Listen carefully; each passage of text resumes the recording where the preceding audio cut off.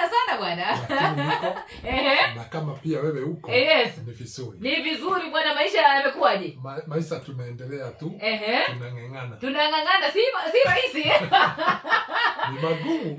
Ni magumu lakini kwa sababu hatutahama Kenya, itabidi tuikae tu cha nguvu. Tukae cha nguvu bwana. Habari za wapi nikuulize labda?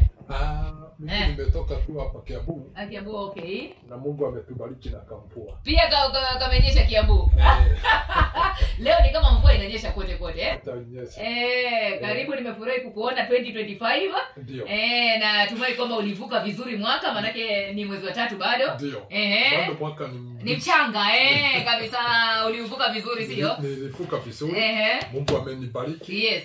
Amenilida. Naam. Yes. Na hiyo ndio muhimu sana. Unajua Jay Mburu, tunasema hata kama labda kuna shida, kuna changamoto, maisha yamekuwa magumu, lakini bora Mungu amekujalia afya. Ndio. Akili yako ni timamu. Ndio. Mikono na miguu inafanya kazi.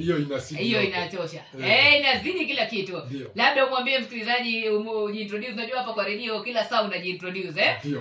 Jay Mburu ni nani, ametoka wapi? Alafu sasa tuendelee. Niwasalimie kwanza. Msikilizaji wetu mahali popote mlipo, hamjambo. Wewe umeokoka, Bwana asifiwe. Wewe haujaokoka, nipe mkono tugotane gotea wadhi.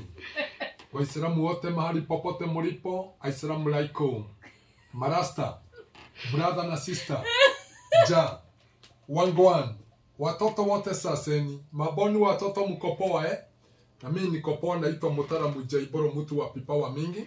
Na ni siku nyingine tuko nawe hapa kwa studio na tutaendamana mpaka tamati. Karibuni sana. Umesema wakapche wote, watoto waliokoka. Wote ni mashabiki wangu. Labda tueleze kidogo story kidogo ya Mtaalamu Jay Mburu, ametoka wapi, maisha yalikuwa wapi? Alafu tupatie pia neno la ku-encourage. Unajua si vijana peke yao wanataka ku-encourage. Watu wote.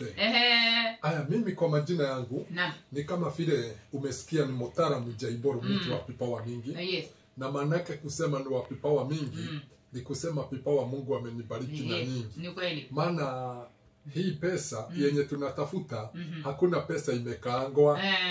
Ukiona pande hii inaleta shida, unageuka pande nyingine. Geuka pande hii. Kweli. Hata maandiko ya Mungu inasema tumepewa sehemu 7 ya kuenda. Ukiona sehemu hii ya Nairobi imeleta shida, nenda Kisii. Ukiona Kisii imeleta shida, nenda Pwani. Nenda kwa Wajaruo. Ukiona kwa Wajaruo kuna shida, nenda Pwani. Kweli? Isiwe eti kwamba umejilimit maisha ni Nairobi peke yake, hapana. Unajua wengi wetu, na ndio maana unaona watu wako na pressure, watu wako na paka na finoda ya tumbo na sukari. Ni kwa sababu yeye anajua mimi nikitoka hapa kijijini hii ya kwetu Karagadha, sasa mimi na watu wananijua hapa, nitaenda wapi? Hapana, unajilimit. Ndio maana unaona baka watu siku hizi wanauana kwa sababu wanasidwa. Mimi nikitoka hapa na vile huyu mume wangu ananitesa, ananipiga, nikitoka hapa msugaji wangu atasemaje? Marafiki wangu watasema nini? Unaona? Sasa ndio maana unaokuta watu wako na stress sana. Jua na shida. Sasa mimi nitatoka hapa niende wapi? Alafu eti kule sikujui nitaanzaje maisha, unaona? Lakini wewe utatoka hapo, maana Mungu anatuambia mlango wako mmoja ukifungwa, anakufungulia milango zingine 7. Unaona? 7. Si ni mlango mmoja tu imefungwa. Si leo tu umefutwa kasi. Si leo tu watu wamekuingilia kwa kasi. Mkumbe Mungu milango ingine 7 ameshakufungua. Unaona Kwa hivyo sisi wenyewe tu ndio tunajiweka, yani hataki kufikiria zaidi, sio? Sasa unakuta watu wako na matatizo nyingi kwa sababu ya mtu hataki kufikiria. Sasa mimi nimekuwa sawa. Na kama vile nilikwambia hiyo mwaka jana, mimi nilianzia nikiwa chini sana.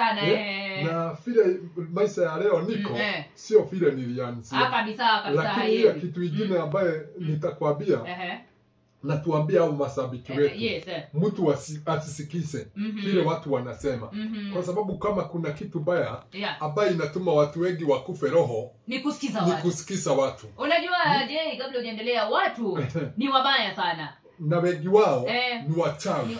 Na si uchawi ya ile uchawi ya mdomo na uchawi ya roho na kukuvunja moyo.